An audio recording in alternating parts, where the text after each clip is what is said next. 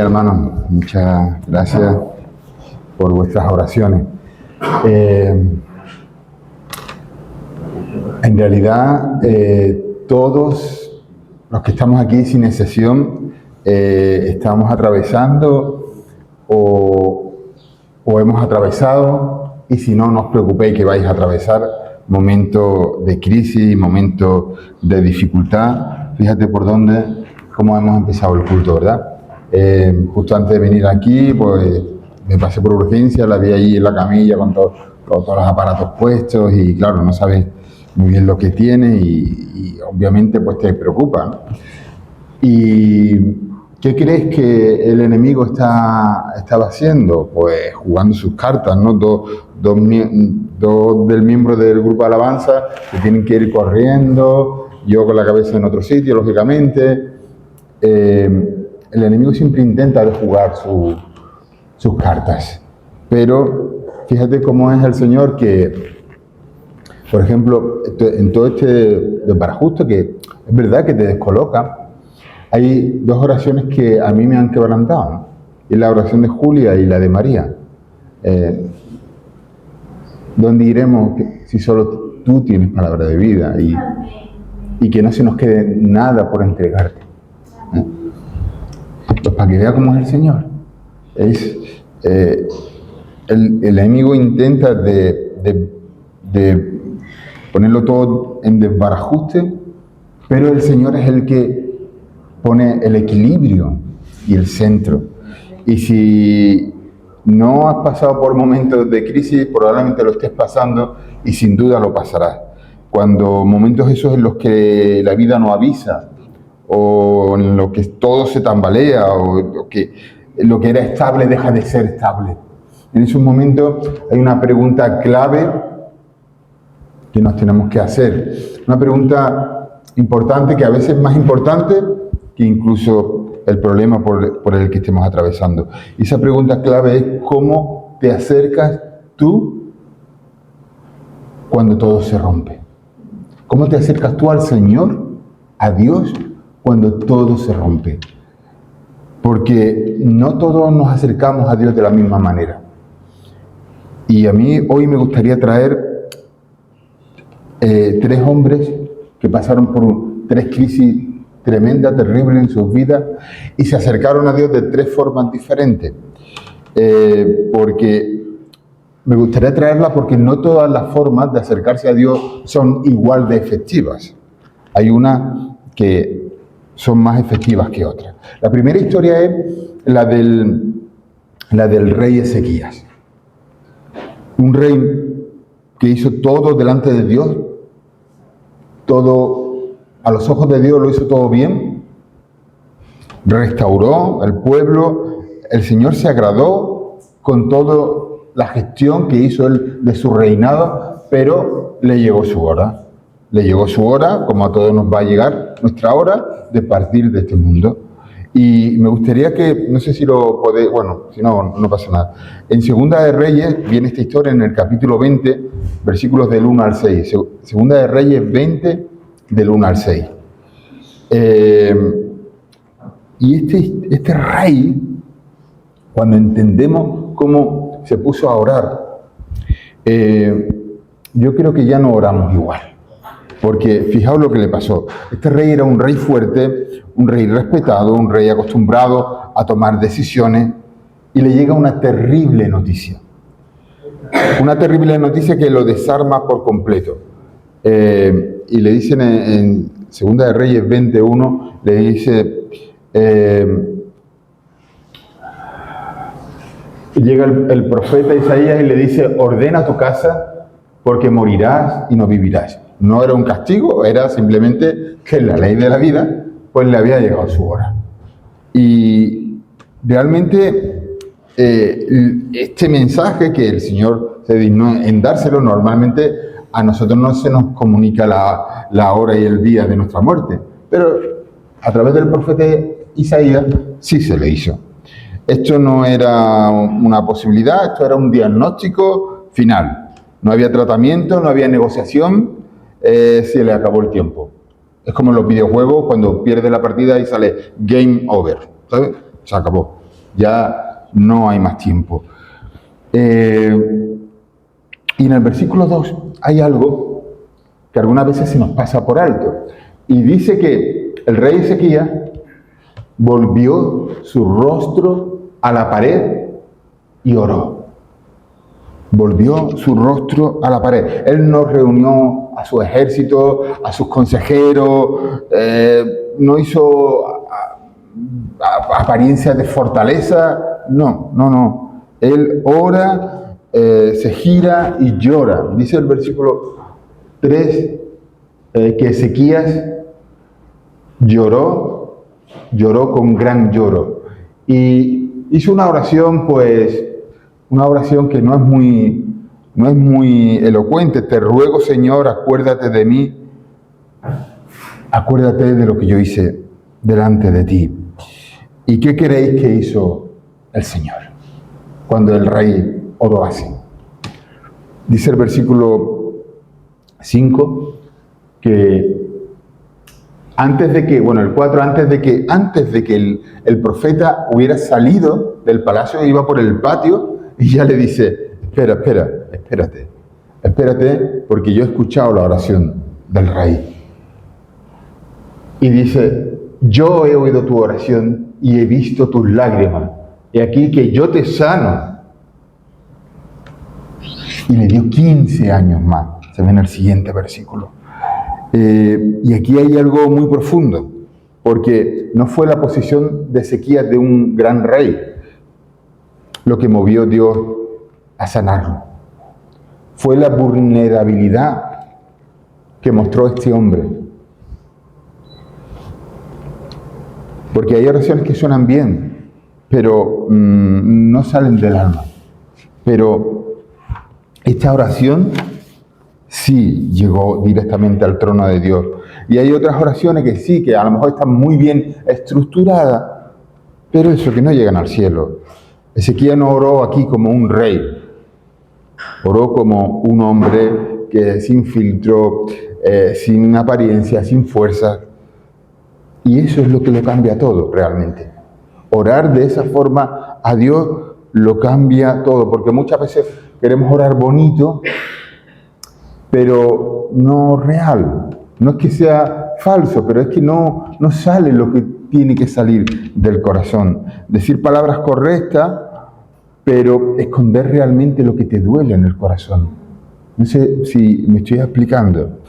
Dios no responde a discursos. Dios responde a corazones que están rendidos a Él. A eso es lo que Dios responde verdaderamente.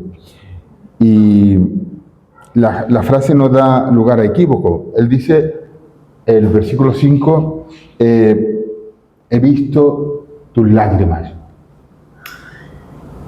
He visto tus lágrimas. El Señor no solo escucha lo que decimos, el Señor ve lo que sentimos. El Señor ve lo que siente. Y eso es lo que de verdad conmueve al cielo. Dice la palabra de Dios que al corazón contrito y humillado no despreciarás tú. El Señor siente una compasión especial con sus hijos cuando nos quebrantamos delante de su presencia. Y eso es de verdad lo que sucedió con Ezequías. Ahora, aquí hay algo que parece un poco contradictorio, porque Dios ya había dicho que había llegado su hora y que iba a morir. Pero luego le dijo que no iba a morir. Entonces, que le iba a dar 15 años más. Respondió a la oración. O sea que es como si Dios cambió de opinión. Como si un rey terrenal le hubiera doblado el pulso al rey del universo. ¿Qué pasó aquí? Bueno, realmente un rey terrenal, como era Ezequías, no le dobló el pulso al rey de los cielos, porque no oró como rey, ya os dije antes, oró como un hombre quebrantado, vulnerable. Así es como oró, donde su ego, su orgullo se había anulado por completo.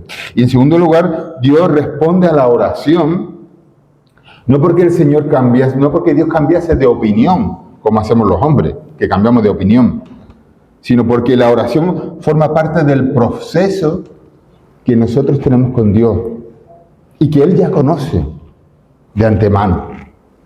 El Señor ya sabe lo que vamos a pedir mañana, cuando nos pase lo que sea, o cuando estemos bien o cuando estemos mal.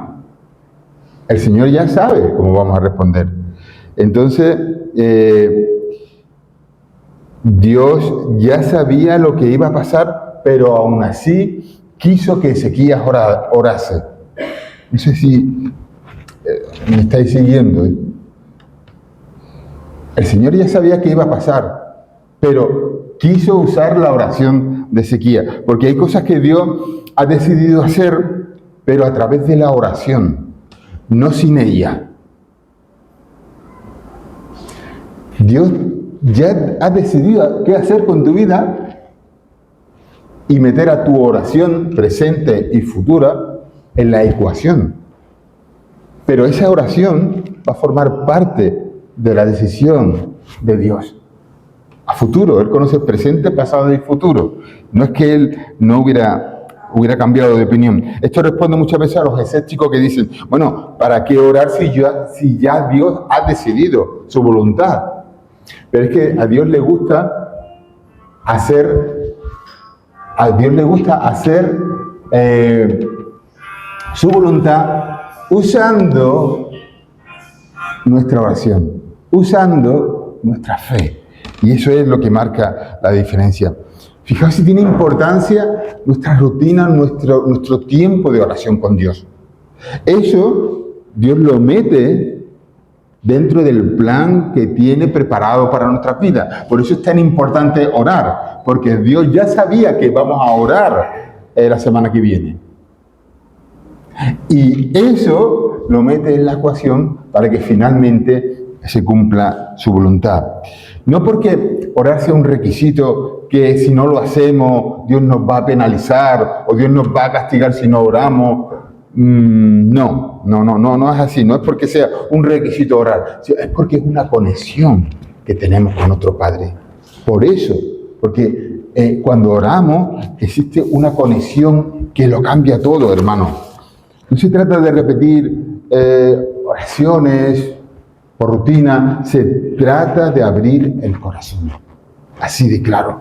Porque si no podemos orar y a veces cansarnos, pensar que nadie nos escucha, orar con cansancio, que se vuelva costumbre la oración y no se vuelva un encuentro con nuestro Señor, como es lo que debe ser. Y esta historia confirma que Dios sí escucha nuestras oraciones. Esta historia lo confirma, hermano.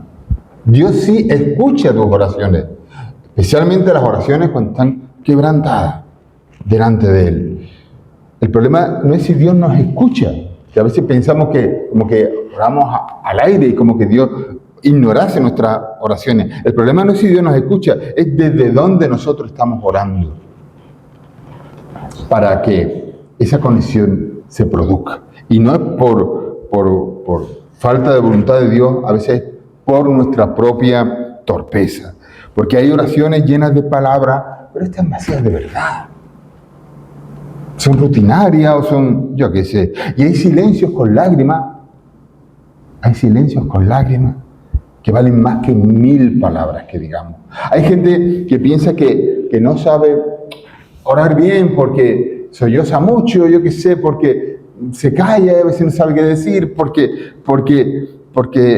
lloran, porque respiran y piensan que eso no es oración. Pero eso sí es oración. Es una oración que especialmente Dios escucha. Y cuando el corazón se abre de verdad, cosas pasan, hermano. Cuando tu corazón se abre de verdad delante de Dios, cosas pasan. A lo mejor las cosas en tu entorno no cambian inmediatamente. Pero te puedo garantizar una cosa. Tú sí cambias.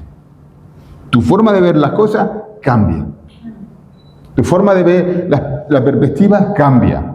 Y eso te hace más fuerte, con más fe, con más resiliencia. entendiendo que no vas en tus fuerzas, que vas en las fuerzas del Todopoderoso. Y te puedo asegurar que muchas veces ese es el primer milagro. El primer milagro no es que Dios te haya concedido lo que le has pedido. El primer milagro es que tu perspectiva de la tribulación, de la prueba, de la enfermedad, ha cambiado por completo. Porque te has conectado con el Altísimo y todo ha cambiado. Jesús nos enseñó a orar, pero no nos enseñó a orar desde la teoría, nos enseñó a orar desde la práctica. Él se apartaba, tenía su tiempo a solas con Dios. Y a veces oraba con angustia, a veces oraba con llanto, con dolor, a veces oraba con grandes gotas de sangre, como en el Getsemaní. Y Él no nos enseñó a orar desde la teoría en esos momentos oscuros. Él llegó a decir: Padre, si es posible que pase de mí esta copa, pero que no sea mi voluntad, que sea tu voluntad. Y gracias a Él, gracias al Señor, hoy tenemos acceso al trono de la gracia. Hoy tenemos acceso a Dios. Tenemos acceso a que Dios nos escuche. Pero qué privilegio es eso. Pero hormigas que somos, menos que hormigas, y que el Rey del Universo esté atento a sus oídos a nuestro clamor. Pero ¿qué más podemos pedir nosotros? Gracias a eso, a nuestro Señor, que nuestro Padre nos oye, que Cristo intercede por nosotros y que el Espíritu Santo dice que clama por nosotros con gemidos indecibles cuando nosotros no sabemos qué orar. Hay situaciones en las que no te sale esas palabras y el Espíritu Santo dice: aquí estoy yo por ti. Estoy clamando, estoy intercediendo por ti. Ya sé que no saben ni qué pedir, porque no saben ni qué te conviene, pero ahí está el Espíritu Santo intercediendo por todos nosotros. Y eso te puedo asegurar que deja de ser un acto religioso esa oración. Esa oración deja de ser un acto religioso y empieza a ser una presencia real con tu Señor. Y ahí es cuando tú, dentro de ti, todo cambia. Donde no tienes que aparentar ser fuerte, donde delante de Él no tienes que tener careta, no tienes que hacer teatro, tienes que levantar las manos. Se volvió a la pared y se quebrantó por completo. Y ahí es donde el Señor obra, querido hermano. Esta es la primera historia que te quería traer. A lo mejor puedes pensar, entonces siempre hay que clamar a Dios en silencio, quebrantado, o bueno, no siempre, porque a veces hay momentos que hay que gritar, o hay que clamar, o hay que reaccionar y decir, pelear por las bendiciones que Dios nos dio, pelear. Como en aquella escalera, ¿recuerdas? Cuando agarró el talón del ángel: suéltame, no te suelto hasta que no me bendiga. Peleo por mis bendiciones y no te suelto. Y me gustaría traerte otro personaje. Y cuando digo personaje en el amplio sentido de la palabra. Era un ciego, era Bartimeo. Y se encuentra en Marcos 10, no sé si lo puedes poner, Marcos 10, del 46 al 50. Había un hombre, Bartimeo, que estaba en el camino, sentado al camino. Y nos dice la palabra, la salida de Jericó. Y nos dice la palabra que era ciego y mendigo. Ciego y mendigo en aquella época. ¿Tú sabes lo que era un ciego y un mendigo en la época aquella? Dos palabras que cualquiera de ellas ya definían su destino. Pero era ciego y mendigo. No estaba en el templo, no estaba con los discípulos, estaba junto al camino. Estaba apartado, aislado, estaba discriminado, estaba marginado, sin esperanza. Pero escuchó alboroto y dijo: ¿qué está pasando? Y alguien le dice: pues mira, está pasando Jesús de Nazaret. Ay. Y en el versículo 47 dice: hizo algo que cambió su vida. Y oyendo que era Jesús de Nazaret, comenzó a dar voces y a decir, Jesús, hijo de David, ten misericordia de mí. ¿Y sabes lo que pasaba? La multitud en el versículo 48 dice que le reprendía. Y muchos le reprendían para que se callasen. Pero él clamaba mucho más fuerte, hijo de David, ten misericordia de mí. Muchos le reprendían. ¿Sabes? Hay gente que pueden tolerar tu dolor, pero no soportan tu fe. ¿Os ha pasado eso?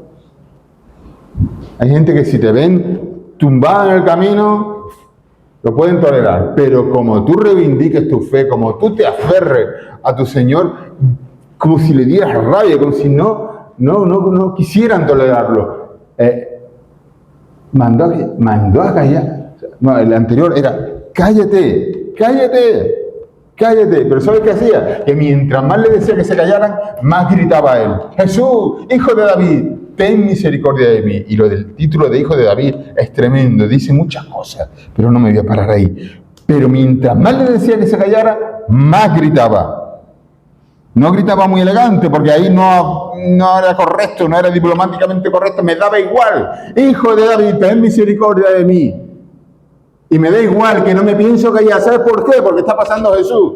Y no pienso dejar que Jesús se pase delante de mí, de mi vida. No pienso dejar pasar esta oportunidad porque me va la vida en ello. Y no me da la gana de callarme. Y no pienso callarme. Y voy a gritar más fuerte. Así que mientras más me diga que me calle, más fuerte voy a gritar. Ese hombre no paraba de gritar. A veces la fe no suena muy bonita, a veces la fe suena urgente. ¿Tienes tu fe en el Hijo de Dios? ¿Tienes tu fe en Jesús? Porque Jesús está pasando por aquí, en esta mañana. El Señor Jesús está pasando por aquí esta mañana. ¿Tienes tu fe en Jesús? Dice la palabra que cuando escuchó los gritos se detuvo al instante. Versículo 49. De todo el ruido que había allí, al Señor el único que le importaba ese clamor que estaba saliendo de lo profundo de aquel hombre. Era el único grito que en ese momento le importaba. Y en ese momento se para y dice algo que dejó helado al ciego. Llamarlo. Sí, llamarlo. Ese que grita. Tráelo para acá. Y fíjate qué curioso, que los que antes le decían, cállate ya. Ahora como el Señor le había dicho, uy, ven, ten ánimo. Será como somos los seres humanos, de verdad. Es que el maestro te está llamando, ven. Ahora sí, ¿no? Y antes cállate, ¿no? Bueno, vamos a correr un tupido velo. Esperemos que ninguno de los que estemos aquí seamos de los que digamos a la gente, cállate, y después, ven, que mira que te están llamando. El único grito que al Señor le importaba fue aquel clamor. Y dice, hay algo importante en el versículo 50, dice, entonces él arrojando su capa, se levantó y vino a Jesús. Ese arrojando su capa es algo muy fuerte. Esa capa no era solo un trozo de tela. Esa capa era el espacio donde él tenía para que le echaran las monedas encima de esa capa. Esa capa era su identidad como mendigo. Esa capa era su seguridad mínima. Dejar su capa no era cualquier cosa. Lo llama el maestro y ya esa capa le sobra. Le sobra. Porque esa capa le estaba recordando que era un mendigo. Y si el maestro me llama, yo no sé lo que va a hacer conmigo, pero yo quiero dejar de ser mendigo. Yo quiero dejar de ser ciego. Y cuando Jesús lo llamó, soltó todo lo que lo había sostenido en ese momento. Esa capa la dejó de lado. Y solo soltó esa capa que era la seguridad suya de su zona conocida. era su zona de confort. Esto también es un mensajito para nosotros. Es decir, el Señor te está llamando. Yo no sé qué es lo que te da seguridad en tu vida. ¿Cuál es tu rol? ¿Cuál es tu identidad? ¿Qué es lo que te da identidad? Si el Señor te está llamando, este hombre soltó la capa. Es que la capa es que le dio igual. Pero esa capa, yo no sé cuál es tu capa. La capa que tú llevas, yo no sé cuál es. Pero escúcheme una cosa. Yo que tú soltaría la capa. Yo que tú soltaría esa capa si sientes que el maestro te llama. Y luego en el versículo 59 le hace una pregunta que a mí, la verdad, es que me parece como un poco innecesaria. Dice, respondiendo a Jesús, le dijo, ¿qué quieres que te haga? Pues hijo mío de mi vida, ¿qué voy a querer, Rosario? Los ojos, ¿verdad, Alicia? Los ojos, qué importante es la vista, ¿verdad, hermana? Hay estas dos hermanitas con la vista. ¿Qué quieres que te haga? Pues ¿qué voy a querer? ¿Qué voy a querer? Pero el Señor hace la pregunta porque no da por hecho todo lo obvio. El Señor no da por hecho todo lo obvio, ¿no? No. El Señor siempre pregunta, porque ahí en verbalizar la respuesta de lo que quieres, de lo que eres, de lo que te sientes, de lo que necesitas, ahí hay un poder grande. Al tú verbalizar palabras que digas lo que eres, lo que sientes, lo que crees, lo que necesitas. Cuando tú verbalizas a la respuesta, a la pregunta del Señor, ahí hay un poder grande. Parece obvio, ¿no? Pero Bartimeo no pidió, él que estaba acostumbrado a pedir, pues moneda, ¿no? Limosna para pasar el día a día. Bueno, podía haber pedido, pues mira, para pasar el resto del mes, ayúdame a por lo menos tener un poco de... ¿Qué te pide? ¿Tú qué pides a Jesús? ¿Qué es lo que pide? ¿Le estás pidiendo moneda? ¿Le estás pidiendo limosna al Señor? ¿Estás pidiendo que te ayude en tu día a día? ¿Le estás pidiendo algo ordinario, algo cotidiano, algo pequeño? Porque estás ante el Rey de la Gloria. Señor, yo no quiero más moneda. Yo no quiero más limosna. Yo quiero subir de nivel. Yo quiero llegar a un nivel estratosférico. Yo quiero estar cerca de ti. Eso es lo que yo quiero. Yo quiero dejar ya de pedir por cosas pequeñas. Recobrar mi dignidad, mi identidad. Algunos le dirían, ¿qué está diciendo este ciego loco, no? Pero ¿tú qué le estás pidiendo al Señor? Porque el Señor, como te dije antes, está pasando hoy por aquí. Y te ha llamado. Te ha mandado a llamar. Esther, Marco, Julia, Alicia, Javier, ven. ¿Qué quieres que te haga? ¿Y tú qué le vas a pedir? Piénsalo. Dame unas monedillas, yo qué sé. Ayúdame a un aumentillo de sueldo que me ayude a pasar un poco más el fin de mes sin tantos apuros. ¿Qué le vas a pedir? ¿En serio? ¿Qué le vas a pedir? ¿De verdad qué le vas a pedir? Señor, que vea, para que me dé cuenta que mi seguridad, que mi estabilidad no depende de las cosas materiales, que depende del Rey de la Gloria. Dame visión, para que no vaya más ciego, a tientas por la vida. Para entender que realmente lo único que me da estabilidad en este mundo eres tú. Y sin ti nada quiero en este mundo. Y contigo todas las cosas me son posibles. ¿Le vas a pedir unas monedillas, hombre? Porque tú, ¿qué estás pidiendo todos los días? Piénsalo. ¿Qué estás pidiendo todos los días? En tu día a día, haz una reflexión. Pues claro, pues esto, la otra cosilla que me llega. Estás mirando con las luces cortas, pon las luces largas, pídele a Dios que te dé visión. ¿Qué estamos estudiando en Efesios, los que venís al estudio de los Efesios? Visión, discernimiento para ver como ve Dios. Y cuando tú ves como ve Dios, todas las cosas cambian. Las necesidades se invierten y lo que tú creías que era una necesidad realmente ya no lo es. Yo sé que esto duele reconocerlo. Yo sé que reconocer que no somos tan sabios ni tan listos como muchas veces nos creemos duele. Reconocer que muchas veces nos gusta estar ahí al borde del camino con nuestra capa, a veces coqueteando con el pecado, coqueteando con nuestra miseria. Reconocer eso de verdad, yo sé que duele. A veces estamos demasiado cómodos ahí tirados en el camino, al borde del camino, en nuestra condición de mendigo, lamiéndonos nuestras heridas, mendigando una vida mediocre, porque en realidad sabemos que aspirar a una vida más excelente implica salir de nuestra zona de confort, entregarle a nosotros, entregarle a otros, entregarle a Cristo esos pecados que tanto nos gustan.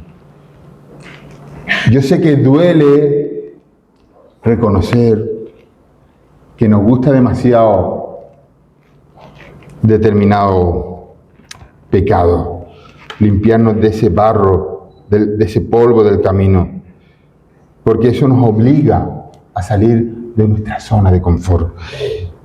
Y a lo mejor lleva años en bucle, sin crecimiento verdadero, sin crecimiento espiritual. No sé cuál es la situación de tu vida, pero ¿tú quieres de verdad dejar de ser mendigo de verdad? ¿Tú quieres dejar de llevar una vida mediocre mendigando? Porque cada vez que el Señor te ha preguntado, muchas veces hemos respondido, pues dame esta cosilla y la otra para mejorar mis situaciones.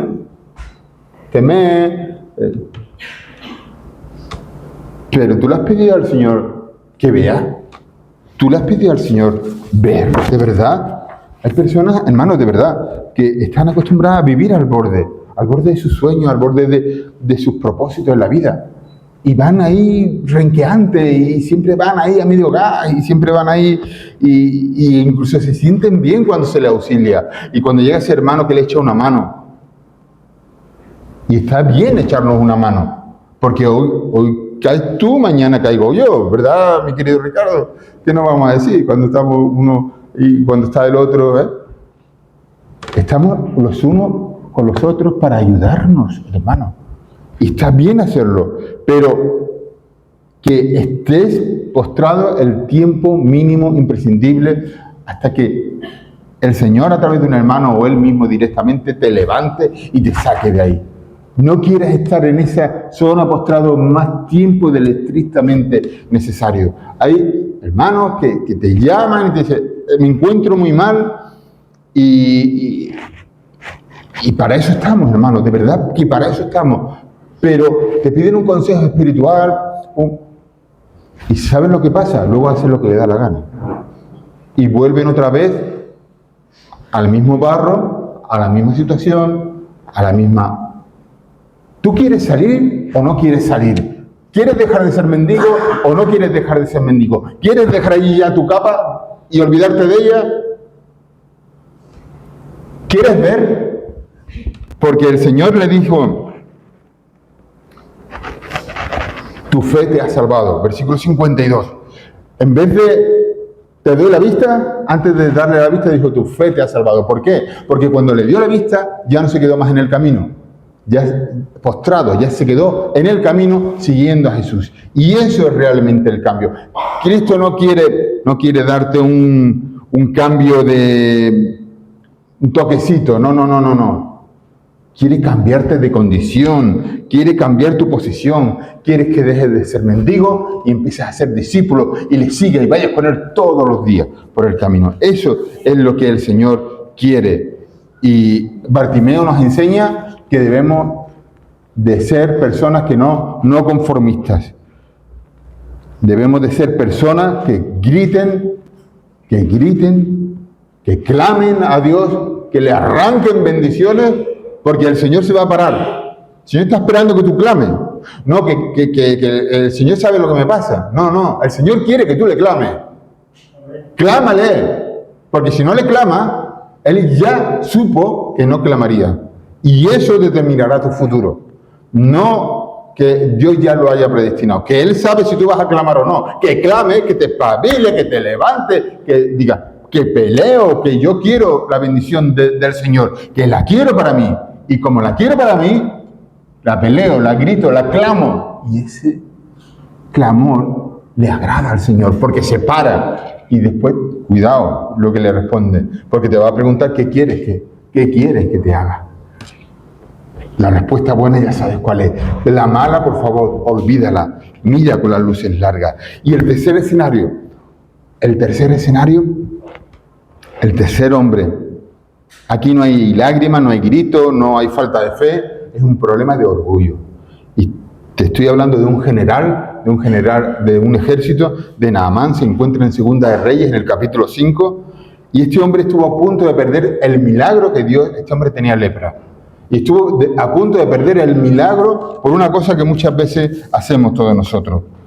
Naamán era un general del ejército de Aram. Era respetado, admirado, poderosísimo, con dinero, con influencia.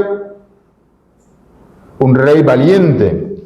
Y dice en Segunda de Reyes 5.1, dice que era valeroso en extremo y que el rey tenía su plena confianza en él. Pero el mismo versículo que habla de la grandeza, rompe esa grandeza porque dice, estaba enfermo, tenía lepra, era leproso.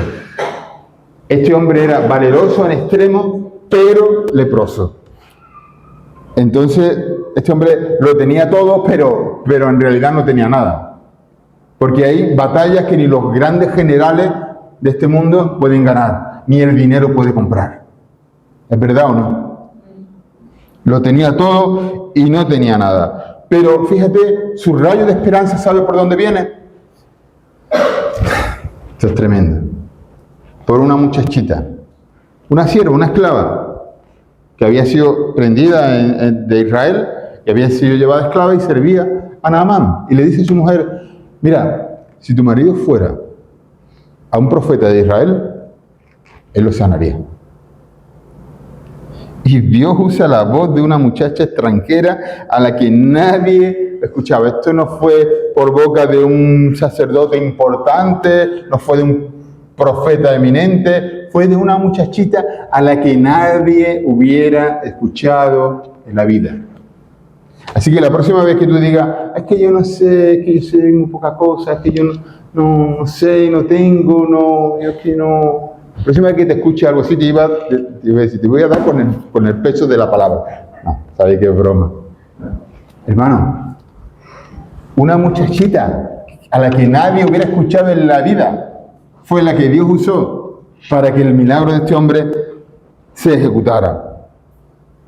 Dios empezó el milagro usando a esta muchacha.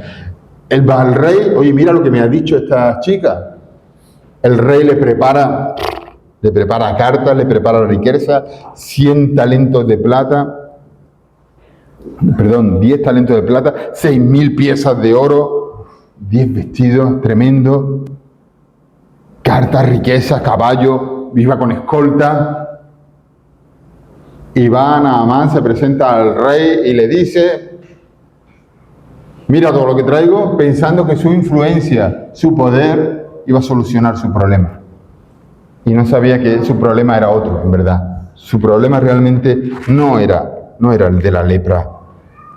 Entonces el rey se enfada, se enfurece y dice, pero ¿qué soy yo, Dios, acaso, para curarte? Y le dice el profeta, anda, tráemelo para acá, que yo ya sé de qué va esto. Manda a Naamán a la puerta de Eliseo, del profeta, y el profeta no se digna ni siquiera en salir a la puerta y saludarlo. Y allí no hay ceremonia, no hay espectáculo, no hay palabras impresionantes.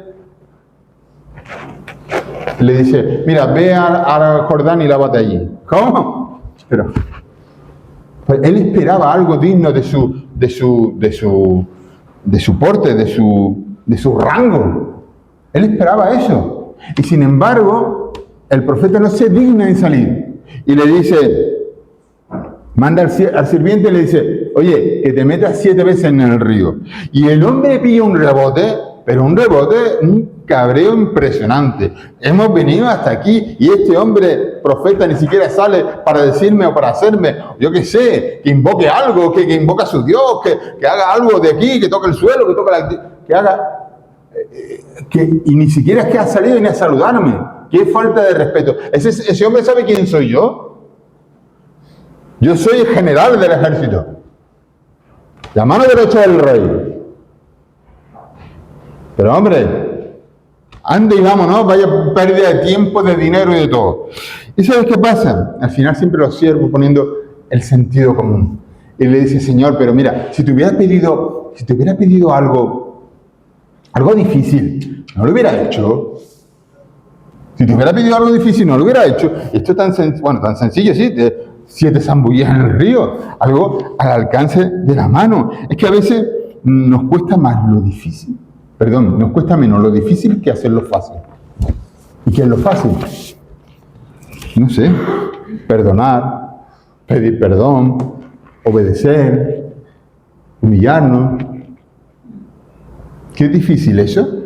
¿Es difícil? A ver, espérate, lo voy a intentar. A ver si me sale. Hermano, te ofendí, perdóname. Ah, pues mira, sí, se puede decir. Espérate, lo voy a repetir otra vez a ver si me ha salido de casualidad. Hermano, te ofendí, perdóname. Tampoco es tan difícil. Hermano, te ofendí, perdón. 4 palabras. Hermano, te ofendí, perdóname. No es difícil. Parecía que era difícil. ¿Es fácil o es difícil? Claro. Alinear el orgullo del corazón con esas 4 palabras, ahí es donde está la madre del cordero. Hermano, el Señor que te está pidiendo cosas difíciles. ¿Qué te está pidiendo el Señor? Que te humille, que lo obedezca, que perdones a tu hermano, que pidas perdón. Entonces Naamán dice, vamos. Se mete la primera vez en el río y nada cambia. Se mete la segunda vez y sigue igual. Se mete la tercera y la piel sigue enferma. Se mete la cuarta y ya está pensando que esto es una pérdida de tiempo, que esto es... Y los soldados empiezan a mirarle. Se mete la quinta, se mete la sexta. Esto es una mentira, esto es un fraude. Vaya profeta, me salgo de aquí ahora mismo y me voy para mi tierra, que hay ríos más limpios que esto. Y aquí está lo profundo, hermano. Muchas veces estamos a punto de pasar por alto esto. Dios pudo haberlo sanado en la primera. Pero eligió la séptima. ¿Por qué? Porque el milagro no era sanar su piel, era sanar su orgullo. Por eso le pidió 7 veces, hermano. El Señor quiere tratar con su corazón, no con su piel. Y dice la palabra que a la 7ª vez su piel quedó como la de un niño. No como la de un soldado curado, no, como la de un niño. Le hizo todo nuevo, volvió a empezar a regenerar sus tejidos como si fuera un niño. Desde cero, desde ahí empezó. Y hay personas que muchas veces oran una vez y se cansan. Intentan cambiar 2 veces y se rinden. Luchan 3 veces contra un vicio y piensan que no hay esperanza. Pero muchos milagros de Dios están a la vuelta de la 6ª vez. Aleluya. Que esperes la 6ª vez. Que no te vengas abajo, hermano. 5 veces, 6. Quizás estás cansado de intentarlo, quizás estás cansado de pedir por tu familia, quizás estás cansado de luchar con algo que nadie más sabe, nada más que tú. Yo no sé con lo que tú estás luchando, que nadie más sabe. A lo mejor estás luchando con eso, pero el cielo, Dios todavía está contando, hermano. 1, 2, 3, 4, 5, 6. No te vayas a dar la vuelta ahora, hermano. No te vayas a dar la vuelta ahora, porque ahí está, al alcance de la mano, la bendición que Dios tiene para ti. Porque el mismo Dios que levantó a Naamán del río Jordán, ese mismo Dios está hoy levantando vidas aquí, hermano. Y está esperando que tu orgullo pase de la 6ª vez y le obedezcas y te quebrantes y hagas las cosas sencillas que Él te pide. Porque cuando lo hagas y aguantes hasta la 6ª vez, detrás de esa 7ª va a llegar la bendición y el verdadero milagro. Ahí es justo cuando llega, cuando estás a punto de abandonar. Y esta es la conclusión final, hermano. Te he presentado 3 hombres, 3 crisis, 3 formas de enfrentarse a Dios. Ezequías nos dijo que no te acerques a Dios con apariencia, que lo busques de verdad, no con apariencia religiosa. No necesitas ser un experto para abrir los oídos del cielo.